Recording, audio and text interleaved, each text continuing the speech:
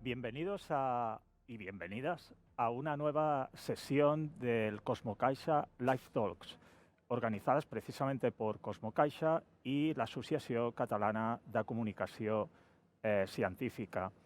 Hace un momento me han saludado de la entrada Darwin, Einstein y Marie Curie, pero ahora nos encontramos en la sala Univers de Cosmocaixa y me acompaña un elemento importantísimo de esta exposición y es precisamente el árbol de las lenguas que tenemos aquí detrás nuestro. Este árbol de las lenguas es interesantísimo porque si os fijáis, en la parte superior aparecen toda la secuencia de las lenguas que se hablan en la actualidad. Veréis que algunas están en una parte superior, por lo tanto existen en nuestros días, y otras nos quedan un poco más atrás porque se han ido extinguiendo. ¿Sabéis una cosa? El origen de las lenguas actuales está muy emparentado con el origen de nuestra especie, el Homo sapiens. Por ejemplo, a finales del siglo XIX, a principios del siglo XX, cuando se hallaron los primeros restos fósiles del Homo sapiens en Francia, todo el mundo decía que íbamos a hallar, de alguna manera, el origen del parlanchín, ¿no? el hacedor, el que había creado todas las lenguas que se hablaban en el planeta. Pero no es así. Resulta que si nosotros vamos descendiendo en este árbol de las lenguas, nos dirigimos hacia un tronco y realmente vimos que el origen de nuestra especie, desde un punto de vista paleontológico y arqueológico, es decir, desde un punto de vista fósil y cultural, estaba en el continente africano. A la vez, cuando ya desarrollamos la genética y nos fijamos en el ADN mitocondrial, vimos que estudiando a todas las mujeres que hay en el planeta, las mujeres son importantísimas para todo, pero en este tema son básicas. Resulta que estudiando a todas las mujeres que se distribuyen en los continentes del planeta Tierra, el origen de su ADN mitocondrial nos llevó otra vez al continente africano. Por lo tanto, existe una Eva africana. ¿Y qué ocurre? Que desde la perspectiva de las lenguas actuales, si nosotros en este árbol que habéis visto cómo hemos ido bajando hacia su tronco común, si cogemos todas las lenguas que se hablan hoy en día, también el origen, el tronco común nos lleva a África. Precisamente las lenguas coisánidas, la de los cazadores-recolectores que hoy viven todavía y que hablan con chasquidos y con clics, es el origen de todas nuestras lenguas. Pero hoy vamos a hablar de lenguas, pero vamos a hablar también de escrituras, porque la manera de llevar la lengua a un soporte físico es precisamente con la escritura. Para ello vamos a hablar hoy con Philippe Massot. Él es arqueólogo, es historiador y es experto precisamente en escrituras antiguas. Pero también vamos a hablar con él de cómo la ciencia puede ayudarnos a estudiar el origen de las lenguas. ¿Qué tal, Philippe? ¿Cómo estás? Hola, ¿qué tal? Muchas gracias, Jordi. Encantado de estar aquí con vosotros. Para nosotros también es un placer tenerte aquí en las Cosmocaixa Live Talks. Además, un tema interesantísimo. En las Cosmocaixa Live Talks no hay separación entre aquello que decíamos antes de ciencias puras y letras, después hablaremos de ello, y es por lo tanto interesantísimo que hoy podamos hablar de un tema tan apasionante como es llevar las lenguas al soporte físico que es el escrito. Recuerdo cuando yo era un pequeñajo y me interesaba ya por la evolución y si te interesas por la evolución es básico interesarte también por la historia y la arqueología. Recuerdo que cuando mi padre me encontraba libros en las librerías de Viejo, allí en Carre Canuda, en la ya desaparecida librería Cervantes, cuando me compró una vez El mundo de la arqueología de Ceram, al lado me fijé en un libro que seguramente debes conocer, que llevaba por título La historia empieza en Sumer.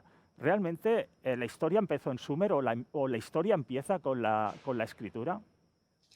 Bueno, pues es una muy buena pregunta para empezar. Y este libro realmente es uno de los clásicos de la siriología y un libro que recomiendo ahora que lo comentas para el gran público, porque a pesar que ya tiene unos años, se han hecho reediciones y nos acerca muy, muy bien al mundo de la siriología y sobre todo al inicio de esta convención que yo creo que es el decir que la historia empieza con la escritura.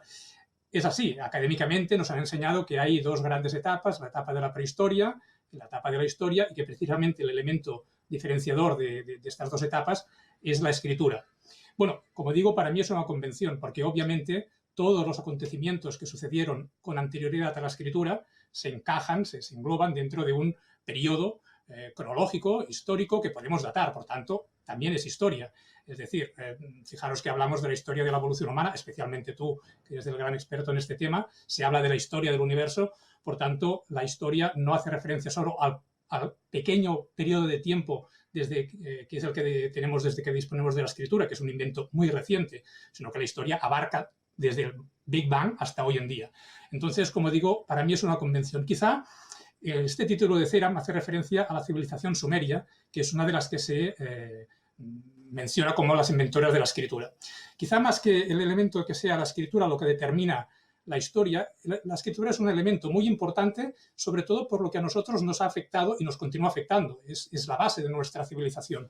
Y quizá la clave es esa, que la escritura forma parte de un conjunto de elementos, como por ejemplo la urbanización, la aparición de las ciudades, la jerarquización social, la especialización laboral y una serie de, el comercio a larga distancia, las construcciones monumentales, toda una serie de aspectos que hacia mediados del cuarto milenio antes de Cristo determinaron el surgimiento de las primeras grandes ciudades. Y como la guinda del pastel, digamos, surgió también la escritura. Por lo importante que ha supuesto este invento para la humanidad desde aquel momento hasta entonces, quizás se escoge de entre todos estos elementos la escritura como el elemento principal para fijar esta separación entre la prehistoria y la historia. Pero ya os digo, no es el único, es uno de los más importantes, pero quizá está un poco tergiversado por la repercusión que ha tenido para nosotros. Podríamos decir que la historia empieza también con la ciudad, porque la ciudad antes tampoco existía. Existían poblados, grandes poblados, pero no la ciudad en sí misma. Pero se ha escogido este elemento, entre otros, como digo, por la cuestión sobre todo de la repercusión que ha tenido en nuestros días, hasta nuestros días, y yo creo que todavía tendrá durante muchos siglos más. Felipe, precisamente en una de las live talks que realizamos durante este verano, cuando no eran aquí presencialmente en la Sala Univers, sino que las hacíamos de manera telemática, todos confinados en casa, quisimos hablar del origen del habla a nivel evolutivo, a nivel de la evolución humana. Y teníamos un gran problema, el habla no se fosiliza, es muy difícil saber cuándo se empezó a hablar, y por lo tanto tenemos que recurrir a fósiles y en este caso a pruebas, podríamos decir, indirectas. En el caso de los moldes endocraneales, pues la apreciación o la determinación del área de Broca, de Wernicke. Ahora sabemos que en lugares como Atapuerca, en la cima de los huesos, y en también yacimientos con neandertales han encontrado pues, el hueso ioides. Pero claro, decimos, bien, con neandertales, preneandertales, es más que probable que se hablase, pero es muy posible que se empezara a hablar antes, pues quizás ya con Homo habilis o Homo ergaster. Pero llevando la pregunta al origen de la escritura, aunque ahora nos has dado ya unas ciertas pinceladas, hemos hablado de Sumer, de la cultura sumeria, ¿dónde podríamos situar realmente el origen del primer sistema de escritura, de la primera prueba arqueológica o cultural o científica, en este caso, de escritura? Bien, esto también plantea bastantes problemas, en este caso más anecdóticos quizá, porque, por ejemplo, depende de quién se lo preguntes. Si se lo preguntas a un egiptólogo, te dirá que en Egipto. Si se lo preguntas a un asiriólogo, te dirá que en Mesopotamia. De hecho, las primeras pruebas, por ejemplo, podríamos hablar que en Mesopotamia, las primeras pruebas de elementos escritos se remontarían hacia el 3300-3100 a.C., mientras que en Egipto las tendríamos en el 3150-3100 a.C. Entonces la respuesta parecería obvia, pues sería en Mesopotamia porque es ligeramente anterior. Pero aquí hay otra cosa muy importante que es intentar definir qué entendemos por escritura. Y es que una cosa es la escritura plena o completamente desarrollada, la otra es la protoescritura. Me explico. Hasta el inicio de la escritura, de la aparición de la escritura, como bien comentas, el habla lo era todo. Y el habla es la comunicación. La comunicación es un sistema en el cual intervienen varios factores. Interviene el factor del emisor, del receptor, del mensaje y del código en que está escrito este mensaje. Cuando esto ocurre a nivel oral, como lo que estamos haciendo ahora, que estamos yo como emisor ahora, tú como receptor, la lengua castellana como código y el discurso que estoy dando como mensaje, cuando yo como emisor emito este mensaje y tú como receptor lo entiendes sin ningún problema, eso es comunicación plena. Si lo trasladamos a la escritura, pues pasaría lo mismo. El emisor, el receptor, el mensaje ha de ser claro, no ha de dar lugar a dudas de la interpretación. Claro, en Mesopotamia, aunque sea un poco anterior cronológicamente a la egipcia, los primeros elementos textuales que tenemos no cumplen con este requisito de la comunicación. porque se trata de inscripciones de carácter administrativo donde tan solo se registran entradas y salidas de productos y cantidades. Por tanto, el mensaje no es pleno, no hay una comunicación completamente desarrollada. En cambio, en Egipto sí. Los primeros textos egipcios en jeroglíficos documentados hacia el 3150 se pueden leer sin ningún tipo de problema y, por tanto, se cumple los preceptos de la comunicación. Así pues, dando respuesta a tu pregunta, la escritura completamente desarrollada nacería en Egipto hacia el 3150, aunque existen elementos escritos con anterioridad en Mesopotamia hacia el 3300 a.C. Precisamente ahora estamos viendo unas maravillosas imágenes filmadas por nuestro equipo, donde nos aparecen piezas arqueológicas que se exhiben aquí en la Sala Univers. Concretamente, esto es una pieza egipcia, veríamos en este caso inscripciones jeroglíficas, pero los visitantes que vengan a la Sala Univers de manera física pueden contemplar toda una colección de piezas arqueológicas donde se representan precisamente algunos de estos primeros sistemas de escritura. Y precisamente te quería comentar que eres una persona que te comunicas perfectamente. Es decir, esto que decías que la escritura permite comunicar plenamente, tú tanto hablado como por escrito, porque conozco tus trabajos, te explicas muy bien. Y has hablado precisamente ahora de que quizás las primeras escrituras no se pueden considerar como plenamente escrituras de comunicación porque estaban más basadas en temas administrativos. Mi siguiente pregunta va por ahí. ¿Por qué empezamos a escribir? También antes nos apuntabas a algunos elementos introductorios, pero ¿cuál podría haber sido la necesidad básica para empezar a tener sistemas de escritura? ¿Podría haber sido precisamente el de la contabilidad, el de gestionar los excedentes, etcétera? En efecto, depende mucho también de la civilización. No hay una respuesta única para esto. En Mesopotamia, en efecto, sería la contabilidad la base sobre la cual se desarrolló todo el elemento evolutivo que llevó hasta la escritura. Primero hubo un elemento claro vinculado al comercio y vinculado a la búsqueda de recursos. Mesopotamia es un territorio hecho de barro, no hay nada más que barro. Tiene una gran riqueza agrícola y ganadera, pero no tiene ningún otro tipo de recurso. Por tanto, cuando los sumerios empezaron a necesitar más recursos de los que carecían, empezaron a enviar comerciantes por toda el área mesopotámica, por el área siriana, anatólica, por el Golfo Pérsico, a la búsqueda de estos materiales. Entonces, eso implicó una necesidad de dejar constancia por escrito, porque la memoria era limitada y la gran cantidad de intercambios y la gran cantidad y variedad de estos productos, pues los comerciantes no tenían capacidad memorística para poderlos retener. Y, por tanto, inventaron un primer sistema que era este sistema de protoescritura, en el cual se basaba en el registro meramente contable. Pero eso es lo que pasó en Egipto. Eso es lo que pasó en Mesopotamia. En Egipto pasó una cosa muy diferente. La necesidad que tuvieron en Egipto no fue tanto la comercial, sino la de carácter mágico vinculado al mundo funerario. Sabéis perfectamente todos cuáles son las creencias egipcias sobre el más allá. Cuando el difunto moría, vivía de nuevo eternamente en otra realidad. Pero para esa realidad necesitaba también un sustento particular. Las primeras pruebas que tenemos de la escritura jeroglífica, que antes os decía que se podían leer perfectamente bien desde el primer momento, son unas pequeñas inscripciones en hueso o en marfil, donde se colocaban atadas a una jarra y que lo que ponía era el lugar de origen del producto que contenía aquella jarra. De tal manera que cuando el difunto moría, cuando llegaba al más allá, leyendo simbólicamente aquella etiqueta, se reproducía el lugar de origen de aquellos productos y, por tanto, la capacidad de producir, pues ya fuera el vino, la cerveza o lo que fuera, era posible por la magia de la escritura. Antes, en Egipto, antes y después, pero antes de la escritura, ya en Egipto se conocía este poder mágico en la palabra. Hay una teología, la teología menfita, en la que el dios Ptah crea la realidad a partir de la palabra. Cuando una cosa es pronunciada, aquella cosa existe. Obviamente no en los humanos, sino en el ámbito divino. Por tanto, la realidad se crea con la palabra de una forma muy similar como ocurre en la Biblia, en el Génesis. Cuando apareció la escritura, este mismo concepto mágico se trasladó al elemento escrito. Por eso también encontramos ya en época más histórica, cuando algún personaje quería desacreditar a otro o dejarlo sin vida eterna, sabemos que iban a las tumbas y borraban el nombre de la persona para que mágicamente aquella realidad que era aquella persona dejara de existir.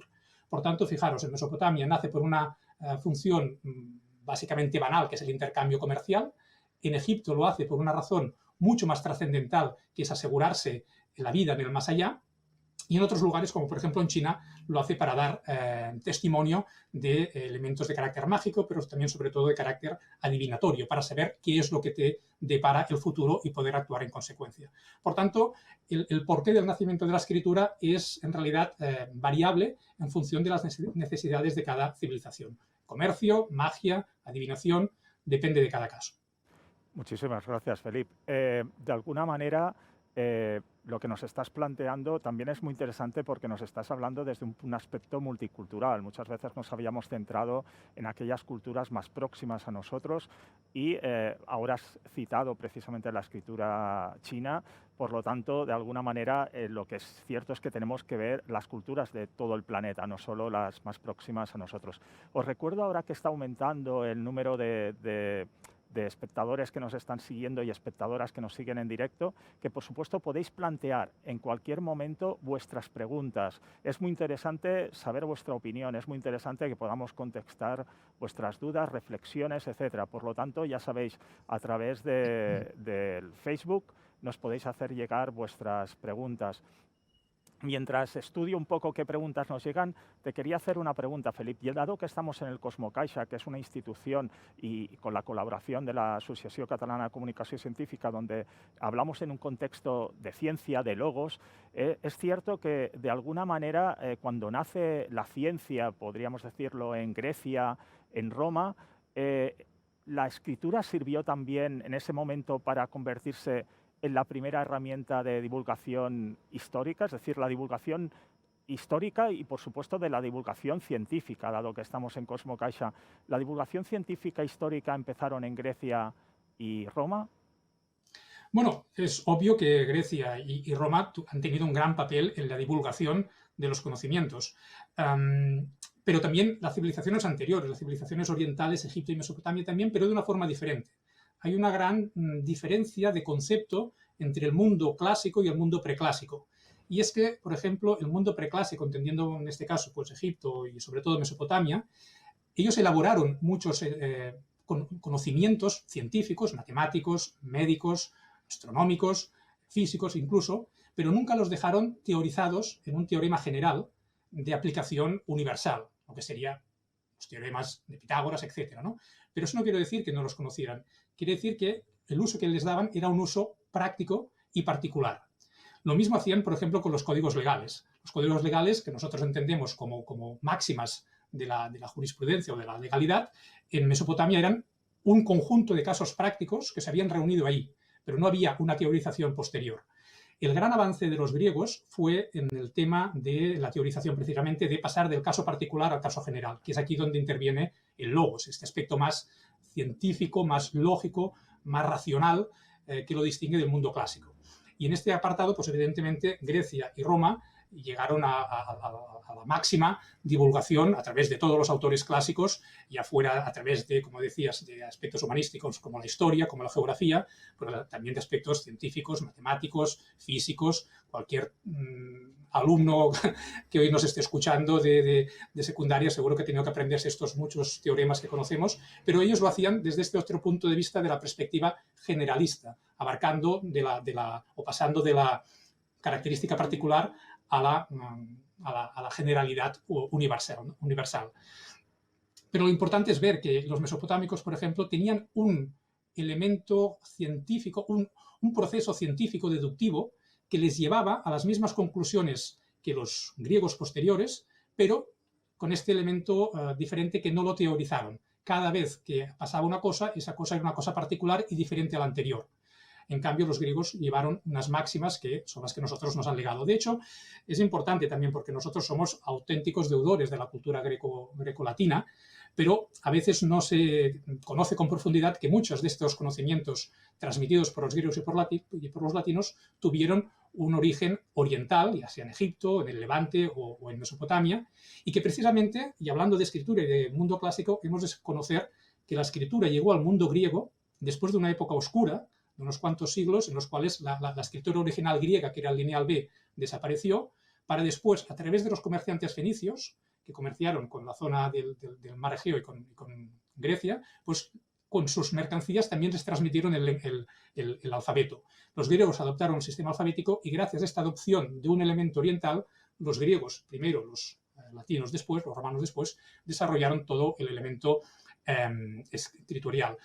De hecho, lo que comentábamos antes, el origen de la escritura en Mesopotamia era la contabilidad, en Egipto era la magia, en China era la adivinación y en Grecia no hubo un deseo de escribir directamente, sino que hubo una adopción del sistema de escritura fenicio que lo vieron útil, lo vieron perfectamente adaptable a su lengua y lo elaboraron pues, a partir de un sistema ya inventado. Muy bien, Felipe. Precisamente os estábamos pidiendo preguntas y parece que nos haya llegado totalmente ensayada, porque Sonia Garcinuño Jiménez nos pregunta, estamos hablando de escritura en general, pero ¿se sabe cuál es el texto científico escrito más antiguo? Ligado un poco a lo que nos comentabas, ¿no? Que antes que los griegos y los romanos ya estaban por ahí egipcios, mesopotámicos, claro. y ¿conocerías quizás el texto así que podríamos hablar de primera divulgación científica?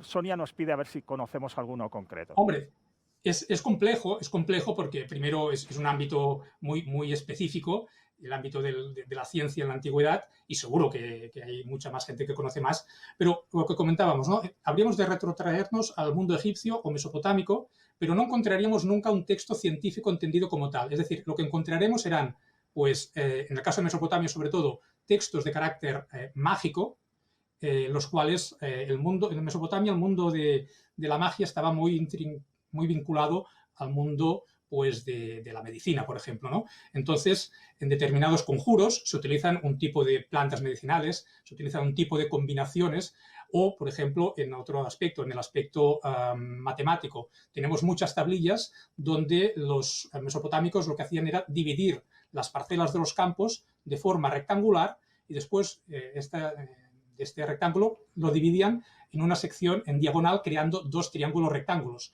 Y a partir de estos triángulos rectángulos lo que hacían era calcular el área, la superficie, para saber cuánto cereal había de plantar. Y esto básicamente es el teorema de Pitágoras. Por tanto, no tenemos un postulado de un documento científico, exclusivamente científico. Bueno, seguro que lo tenemos, pero en estas épocas no, sino que lo que tenemos son aplicaciones prácticas de estos elementos o de estos caracteres matemáticos, físicos, medicinales, aplicados sobre aspectos prácticos. Seguramente el texto científico más antiguo entendido como tal nos habríamos de ir al mundo clásico, que aquí me perdonaréis, pero no es tanto mi especialidad, pero sí que os digo eso, que aunque no haya un teorema redactado como tal, que sea un texto científico, sí que podemos rastrear la ciencia a partir de otros textos, de otros ámbitos, en su aplicación práctica.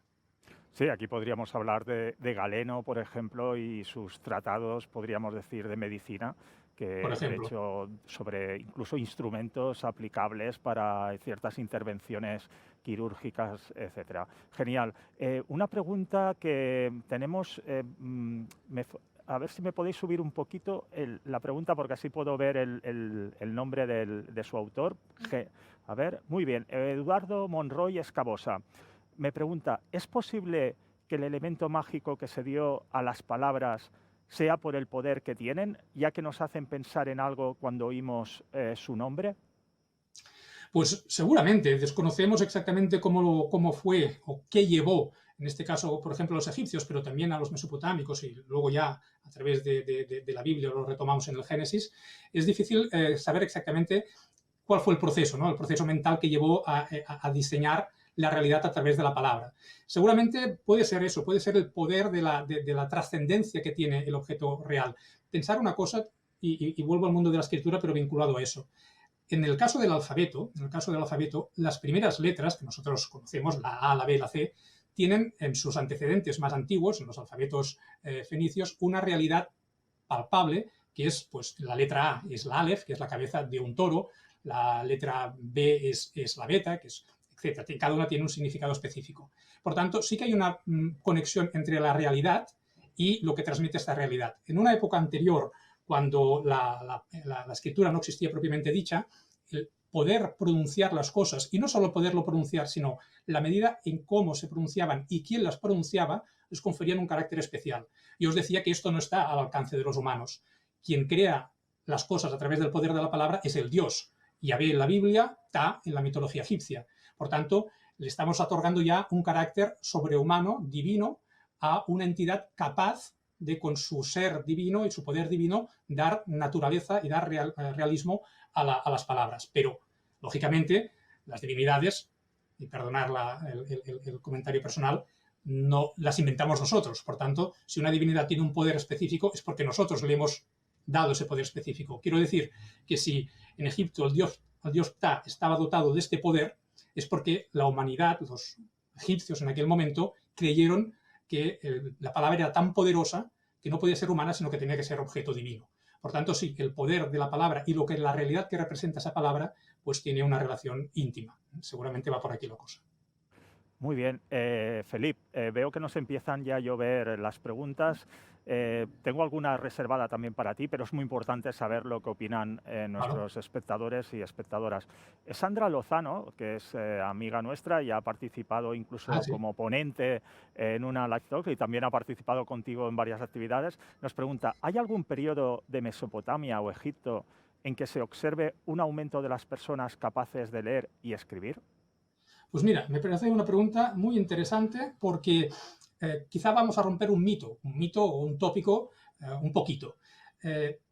Tradicionalmente se dice que aquellos, tanto en Egipto como en Mesopotamia, que sabían leer y escribir eran una minoría, y es cierto. Es decir, aquellos que tenían la capacidad para leer y escribir necesitaban disponer de mucho tiempo, porque tanto la escritura egipcia como la escritura mesopotámica son muy difíciles y requieren mucho tiempo, y por tanto no era un aspecto óptimo para la mayoría de la gente dedicar tanto tiempo al estudio y dejar sus tareas habituales. Por tanto, es cierto, había una minoría, muy minoría, de la población egipcia y mesopotámica que supiera leer y escribir. Pero hay que tener en cuenta que, como os decía al principio, estas civilizaciones, egipcia, mesopotámica, la del Indus, la de la China, ¿por qué surge la escritura? Surge en un momento de necesidad también estatal, en el que las civilizaciones, en el que la entidad previa al Estado ha crecido hasta convertirse en un reino, en un imperio, en una sociedad muy grande, y que basa gran parte de esta organización, la basa en la riqueza que posee, una riqueza propia o una riqueza ajena conseguida con los bienes propios. Os decía que el caso de Mesopotamia y Egipto es muy evidente. Egipto y Mesopotamia disponen de grandes riquezas agrícolas gracias a los ríos, ¿no? Al Nilo, al Tigris y al Éufrates. En el caso de Egipto dispone de otras riquezas naturales, por lo que la necesidad de ir a buscar recursos fuera es menor que en Mesopotamia. Pero está claro que la riqueza agrícola se ha de controlar. Esta riqueza agrícola se ha de medir, se ha de contabilizar, se ha de saber cuántos impuestos han de pagar, cuánto grano está calculado que se podrá ganar en aquella cosecha, cuánto se ha de perder. Es decir, se han de llevar a cabo una serie de cálculos y una serie de prácticas mentales y escritas que no lo puede hacer un mínimo, tan mínimo y tan mínimo como siempre se ha dicho de la población. Es decir, en el momento que la civilización crece y aumenta su riqueza y se ha de controlar esa riqueza, ha de haber un subgrupo de gente que no haya de saber leer los complejos textos religiosos de los templos o los manuales de magia o de alquimia, sino que simplemente sepa tenga unas mínimas nociones básicas de contabilidad, de aritmética y de escritura. Eso lo que hace es que aumente ligeramente esa parte tan mínima de la población que decíamos. Si hemos de tener presente que a lo largo de todo el largo y ancho de Egipto y de Mesopotamia, la riqueza agrícola y ganadera era bestial, pues no podemos pretender que todo eso lo hicieran muy pocas personas. Ha de haber gente con unos conocimientos muy elementales de escritura y de aritmética y de contabilidad que hiciera los cálculos. Por tanto, es interesante esta pregunta porque nos plantea esta situación. La Sandra nos dice a partir de cuándo. Pues eso seguramente dependerá en cada situación. En el momento que la sociedad cada vez se hace más compleja, cuando pasa de ciudad-estado a reino, cuando pasa de reino a imperio, la necesidad de este ejército, digamos, o pequeño ejército de contables y de administradores cada vez será más grande. Por tanto, no te sé decir una fecha exacta, pero busca los periodos históricos de cada civilización cuando crecen, porque con ese crecimiento irá vinculado también un crecimiento de esta pequeña parte de la población que necesita contabilizar todos los recursos habidos y por haber. Felip, no te escapes, porque ahora has hablado mucho de contabilidad, has hablado mucho pues, de esto, de controlar precisamente el tema del cálculo. Y te quería hacer una pregunta que considero que es necesaria, porque hace no muchos días, hace unas semanas, apareció una noticia en la prensa y, por supuesto también en las revistas especializadas de que el MIT estaba haciendo estudios de cómo utilizar algoritmos para, de alguna manera, estudiar el origen o intentar descifrar lenguas como, en este caso, pues podríamos decir el íbero, lenguas muertas ya como el íbero, y otras lenguas pues, que están vivas, pues como el euskera, como el vasco, ¿no? Es decir, en este Ujú. caso, no estudiar su origen, pero también estudiar un poco cómo han ido evolucionando. ¿Qué nos podrías hablar de esta aplicación de los algoritmos con el estudio de lenguas? Porque creo que tú, además de este trabajo del MIT, también tienes referencias sobre Sí. también equipos israelíes que están trabajando al respecto, ¿no? Cierto, cierto. Sí, de hecho cada vez se están aplicando más sistemas de investigación tecnológicos con ordenadores para solucionar problemas lingüísticos, ¿no? De hecho, incluso ya hace bastantes años, me viene a la cabeza ahora uno que se realizó con los textos, con los manuscritos de Qumran. ¿Sabéis? Los manuscritos de las cuevas del Mar Muerto, que se encontraron en los años 40, 50 del siglo pasado y que son centenares y miles de fragmentos. Algunos muy grandes, no tienen ningún problema, otros son fragmentos tan pequeños como una uña que dificultan mucho el poderlos poner en relación. Pues uno de los proyectos, ya os digo, bastante veterano ya, fue el de escanear todos los manuscritos, fragmento por fragmento, y volcarlos en un ordenador que tenía ya previamente introducidas unas variables que contemplaban pues, la medida, el tipo de rotura, el tipo de tinta, las palabras, y le dieron al ordenador todas las variables posibles, junto con todos los fragmentos escaneados, y hicieron que el ordenador actuara como un puzzle. Todas aquellas piezas eran un puzzle y el ordenador las había de ir colocando. Y dio unos resultados realmente muy positivos porque logró unir fragmentos que estaban absolutamente separados y que quizá nunca se hubieran unido en la forma tradicional, y esto permitió avanzar y conocer pues, fragmentos o unir fragmentos entre sí y poder traducir textos cada vez más largos. Respecto a esto que me comentas del MIT, es un proyecto realmente nuevo que en este caso lo que pretende no es tanto la traducción de lenguas, sino el vincular lenguas unas con otras. Me viene muy bien este árbol de las lenguas que tenéis aquí en el Cosmocaixa, porque nos permite, como tú has comentado en la introducción, hablar de las familias lingüísticas. A más de comentar lo que tú has dicho, que todos descendemos del mismo tronco común, a partir de cierto momento, cuando la humanidad se va diversificando por diferentes partes del planeta, van quedando más concentradas, y en el momento en que la lengua queda pues, determinada, pues van apareciendo diferentes tipos de lenguas, de familias lingüísticas. Por ejemplo, tenemos la familia del indoeuropeo, de donde vienen todas nuestras lenguas, el castellano, el catalán, el griego, el francés, ¿vale? Etcétera, ¿no? El hitita, antiguo, el persa, son lenguas indoeuropeas, quiere decir que son lenguas que tienen un común, un tronco, el mismo tronco, el mismo origen. Luego tendríamos las lenguas semíticas, ¿no? Las lenguas del árabe, del hebreo, pero también del acadio, del ugarítico, que también descienden todas de un mismo tronco común. Y así, ¿no? Entre varias familias lingüísticas que hay detectadas. Pero luego tenemos lenguas que son que no tienen relación aparente con ninguna otra, que son lenguas aisladas. Tú comentabas el íbero, el vasco, pero también el sumerio, por ejemplo, ¿no? Son lenguas en las cuales no se ha encontrado ninguna familia lingüística alrededor. Pues aquí es donde interviene este proyecto del MIT, que lo que pretende es crear o buscar entre todas las lenguas posibles y introduciendo muchas variables posibles, familias lingüísticas. Por ejemplo, una de las variables que introducen es la posibilidad de figurar cómo una lengua, aunque muerta, haya podido evolucionar en el tiempo. Y me explico. Un sonido, por ejemplo, el sonido B y el sonido P son similares. Es posible que una lengua que empiece con una palabra con P, pues al cabo de los siglos esta P se transforme en una B. ¿Vale? Pues esta variable de los cambios lógicos en un lenguaje que detectamos en otros se han tenido en cuenta y se han volcado también en estos algoritmos. Este y otros muchos algoritmos se han volcado, digo, en este sistema, y entonces lo que pretendían es buscar, en el caso del íbero y del vasco, si estas dos lenguas, que eran independientes completamente y aisladas de cualquier otra, tenían alguna cosa en común. Se colocaron todas las características de cada una de estas lenguas junto con otras muchas más y todos estos algoritmos. Se le dio al botoncito, digamos, y entonces el resultado que dio fue que, por ejemplo, el vasco y el íbero están más cerca del latín que otras lenguas que se introdujeron en este experimento, digamos, pero que en cambio presentan demasiadas variables entre ellas para hacer ver que descienden de la misma familia lingüística.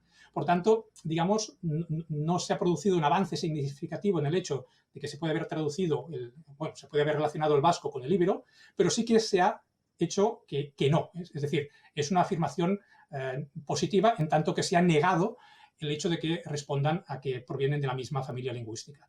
Por tanto, es un avance. Digamos que no hemos de ir por el camino de intentar ver la correspondencia entre el íbero y el vasco para ver si son de la misma familia, porque ya hemos visto, gracias a este sistema del MIT, que no lo son. Por tanto, a base de ensayo-prueba, éxito-fracaso, pues acabaremos algún día seguramente dando con alguna familia lingüística para estas lenguas. Y el otro proyecto que conozco, entre otros que seguro que hay, es uno de la Universidad Ariel de Israel, que en este caso lo que pretende también no es traducir, sino llenar los vacíos que existen en las tablillas cuneiformes. Las tablillas en muchos casos han llegado desgastadas, les falta una palabra, les falta un signo o un grupo de signos. Lo que han hecho estos investigadores es también crear un sistema con unos algoritmos específicos en los cuales introducen el texto de la tablilla y introducen también todas las variables posibles que puedan haber para rellenar aquellos huecos. Lo que hace el ordenador, mediante estos algoritmos, es buscar la opción más razonable, más lógica y que mejor combine. Eso tiene una cosa positiva, y es que el ordenador es completamente objetivo. Esto es importante porque las traducciones que se hacen de los textos, sea cualquiera, siempre están sujetos a la interpretación de los traductores. Por lo tanto, un mismo texto puede ser interpretado de formas diferentes por los traductores. En cambio, el ordenador lo que hace es decir, de todas las variables posibles, esta es la que mejor encaja, y con absoluta independencia y con absoluta objetividad. Y bueno, entre otros, pues conozco estos y algunos más que seguramente pues, en los próximos años o meses, porque esto va muy rápido, nos darán a conocer. Felipe, muchísimas gracias. Ya sabes que yo soy un primate nómada de los del antes de la escritura, que me dedico a los homininos y homínidos y homínidas de antes de la escritura, y yo creo que nos has explicado de una manera muy clara cómo está funcionando esta aplicación de las ciencias como la matemática, la informática para el estudio de estas lenguas, incluso algunas veces su traducción. Vamos ya muy justos de tiempo, por lo tanto voy a introducir una pregunta del público y a ver si nos queda algún minutito también para hacerte una pregunta que es obligada. Se nos han quedado muchas en el tintero, pero había una pregunta de Estela, perdona, la pregunta anterior... Sí, es que hacía rato ya que nos lo había hecho. Estela, sí, es un poquito... Es la de arriba. Muy bien, perfecto, genial. Estela Rodríguez nos pregunta, ¿la mirada eurocéntrica colonizó las epistemologías otras? ¿Las jerarquías en la forma de comunicación son deudoras de esos científicos? Nos pregunta esto, Estela. De alguna manera sería... No sé si ya la tienes. Sí, la tienes en pantalla. Genial. Sí, la tengo en pantalla, sí. Es obvio, es decir, el descubrimiento de las civilizaciones egipcias, orientales, incluso las mesoamericanas, han sido hechas por el mundo occidental. De manera que todo está muy tergiversado, digamos, o interpretado desde nuestra óptica. Tal es el punto de esto que incluso el nombre de, por decir algo, de Próximo Oriente, pues se hace en función de si está más próximo a Europa o no. Por lo tanto, cualquier aspecto, por pequeño que sea, está vinculado a esta tergiversación que se hizo desde el punto de vista europeo. Incluso también el conocimiento en sí mismo de las civilizaciones. Nosotros somos lo que decíamos antes, somos descendientes de griegos y de romanos, por tanto, somos descendientes de una civilización lógica y racional, donde el logos es lo prioritario. En cambio, nos acercamos a civilizaciones no solo desaparecidas miles de años atrás, con el problema que conlleva, sino con un sistema de creencias y un sistema de pensamiento absolutamente diferente, de carácter mítico. Por tanto, el intentar acercarse desde un punto de vista occidental a civilizaciones, punto de vista occidental me refiero también de pensamiento lógico, a civilizaciones fuera del mundo occidental con un pensamiento mítico a años luz del nuestro, es un error de base. Por tanto, cualquier planteamiento que se haya hecho y que se ha hecho en los últimos, bueno, desde siempre prácticamente, solo hace muy pocos años que se está aplicando o se está corrigiendo este error de intentar entender civilizaciones como la egipcia o la mesopotámica o la maya o la azteca desde un punto de vista occidental. Nos quedamos con cosas tan absurdas como creer que los egipcios construían pirámides para proteger los tesoros del faraón, cuando en realidad estaba a años luz la intención de los egipcios de construir pirámides que respondía a un criterio completamente religioso y teológico y no nada de esconder tesoros, ¿no? Como ejemplo muy, muy elemental y muy básico. Por tanto, sí, ciertamente cualquier conocimiento que tengamos de las civilizaciones está tergiversado por esta realidad, ¿no? Por el hecho de que son civilizaciones muy separadas en el tiempo, en el espacio, pero también en el intelecto, y nosotros muchas veces intentamos aproximarnos a ellas desde nuestro punto de vista, que es completamente diferente. Felip, muchas gracias y perdonad porque se nos van a quedar algunas preguntas del público en el tintero, pero no nos podemos despedir sin hacerte una pregunta y con esto cerramos. Si puedes ser muy breve, te lo agradeceremos. ¿Hacia dónde van a evolucionar los sistemas de escritura? Hoy vemos tablets, vemos cómics, vemos anuncios de televisión por todos lados y carteles, ¿no? Con mensajes, ¿no? ¿Hacia dónde evolucionará la escritura? Pues mira, dos cosas rápidas. Han pasado 5.000 años y estamos como al principio. Si yo ahora cojo mi teléfono, estoy cogiendo una tablet, un teléfono móvil, pero estoy cogiendo también una tablilla mesopotámica de hace 5.000 años. Por lo tanto, estamos allá mismo. Estoy apretando, en este caso con mi dedo o con un de aquellos punteros que tenemos, para pulsar sobre una pantalla, ¿no? ¿Qué hacían los mesopotámicos? Utilizaban un cálamo para pinchar, para inscribir sobre una tablilla adaptada también a la forma de la mano. Por tanto, han pasado 5.000 años y, por un lado, hemos hecho el ciclo completo. A partir de aquí, ¿a dónde vamos? Vamos a la no escritura. Y esto, mal que nos pese, es lo que llevamos haciendo todos nosotros en los últimos 20 años. ¿Cuántos de vosotros estáis escribiendo a mano? Todo el mundo, el 90%, 95, 99% de las cosas que escribimos lo hacemos con un ordenador. Y un ordenador no es escritura. Cuando tú aprietas una letra, una letra L, y te aparece en la pantalla una letra L, no te aparece en realidad una L. Te aparece un conjunto de signos binarios, de unos y de ceros, que da la realidad de la L, pero tú no estás escribiendo una L. Por tanto, hace muchos años que no escribimos. Y el próximo paso que habrá, que ya se está dando, es la escritura cerebral. Hay experimentos de la Universidad de California, entre otros, que ya están viendo cómo, mediante unos sistemas específicos, pueden leer la actividad cerebral y en el mismo momento que una persona está hablando, leen la lectura cerebral y esta lectura cerebral queda escrita, pero con la mente. Y otro sistema que utilizamos muchos hoy en día sería el dictado por voz. Yo puedo abrir mi teléfono y decir, quiero ir a Capravo.